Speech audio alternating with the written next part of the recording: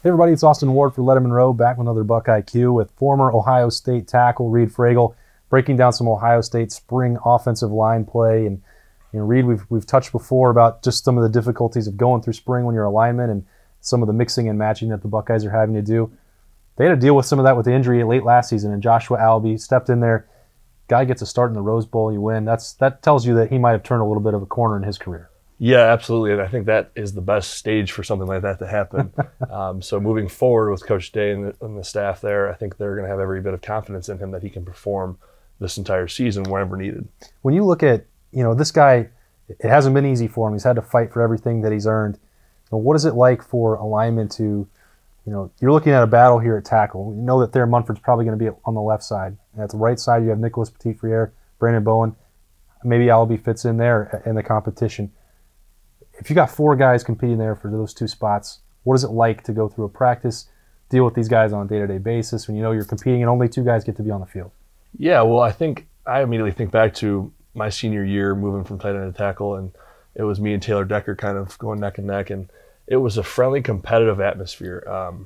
I use the term friendly, I guess, lightly because you got a freshman coming in who's a five-star recruit, and it's do or die basically for you in my mind at the time. So I have to think that it's similar to that. I think they're every bit of friends, off the field and everything like that. But when the whistle blows, you know that every play matters. Everything you put on film matters moving forward to prove that you're the one that they can trust moving forward. It's always hard to believe that, it's because you guys are teammates, but then you want to be on the field. Like, I hear that friendly competition thing all the time, and it's always it's difficult to get there in my mind.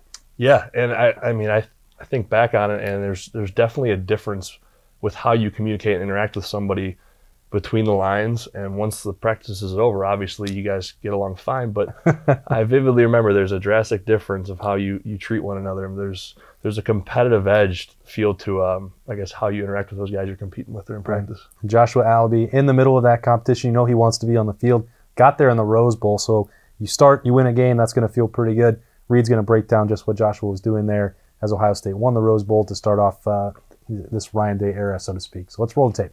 All right, Reid, for anybody to make their first start in the Rose Bowl, there might be some nerves along with that, but I thought for the most part that Joshua Alabi in this game handled himself pretty well on the edge. Yeah, I honestly, I love Josh. Was able to coach him a little bit last spring, and he surprised the hell out of me this game. I'll be honest. Was rooting for him from start to finish and every step of the way. I mean, you see some things that obviously a guy with less experience is going to have happened to him, but I was overall impressed with his play this game. And we've talked before, we recently broke down Thayer Munford, and it was like, well, that was going to be a matchup that he was going to dominate that whole game. A little bit undersized with Northwestern. This was a Washington defense, one of the better ones in the country. And, there are times it looks like he's got his hands full, but he does not back down. No, he's a tough kid, and you'll see some spurts here where he shows some toughness and some strength. Good use of his hands, really. Control, sits on his blocks. I was impressed with how he played this game. When you think back then, Reid, to seeing him a year ago at this time in spring, and if you had told me he was going to start in the Rose Bowl, there's no way I would have believed that. Yeah. What parts of his game do you see an evolution, a transformation that would have allowed him to succeed the way he did in this game? Well, if I remember correctly, last spring, I remember with Josh, working on his punch was a big thing out in space. So to see him in this game, be able to throw his punch and throw his hands and have confidence, don't really see it there too much, but to deliver a blow with his punch was something that he had been working on and getting comfort out, I guess, on the island, so to speak. And you see a lot of that in this game kind of all come together really well for him. You've mentioned that punch before a number of times here on Lettermen Row. Is that like next level education for an offensive lineman? You've got to be able to use your footwork and all that sort of stuff. Is that what you have to add to become a really good tackle, or why is that so important? For me, coming from tight end to tackle, I knew the biggest challenge would be learning how to kick backwards and punch forwards. It's not really a natural action as a human to throw a punch and step backwards. Right. So it's kind of just the physics of it, I guess, and conditioning the mind to be used to that, be comfortable with that. And then on top of that, you got a 280-pound defensive end giving you a bull rush. So I had a crash course 1 year to learn it, and Coach Warner did a phenomenal job, Kirk Barton. But he was the same way. It was just kind of seeing the similarities last spring to where he wasn't comfortable yet with his punch, and it's something that I think is common as a lineman at the college level to kind of overcome that problem or get used to your punch. You know, this drive here for Ohio State ended well. Dwayne Haskins with the touchdown, and you noticed something here with Alabi that told you that the experience wasn't quite where you wanted.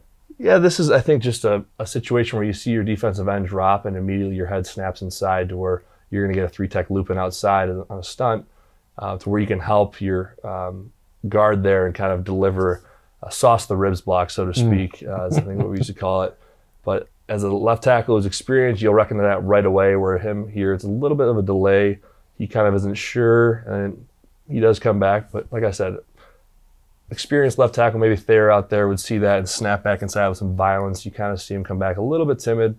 So I'm hoping this next year you'll see him a little bit comfortable, I guess, in a situation like this, but not a huge deal. Yeah, Joshua Alabi getting a lot of those reps there at left tackle this spring with Thayer Munford out. He filled in very admirably for him there in the Rose Bowl, and he's going to be part of that competition battle moving forward to be on the field for Ohio State in 2019. We'll see how that turns out for him. No matter what, Reid Fragel will be breaking down Ohio State offensive line for us right here at Lettermen Row. For Reid, I'm Austin Ward. We'll see you next time on BuckIQ.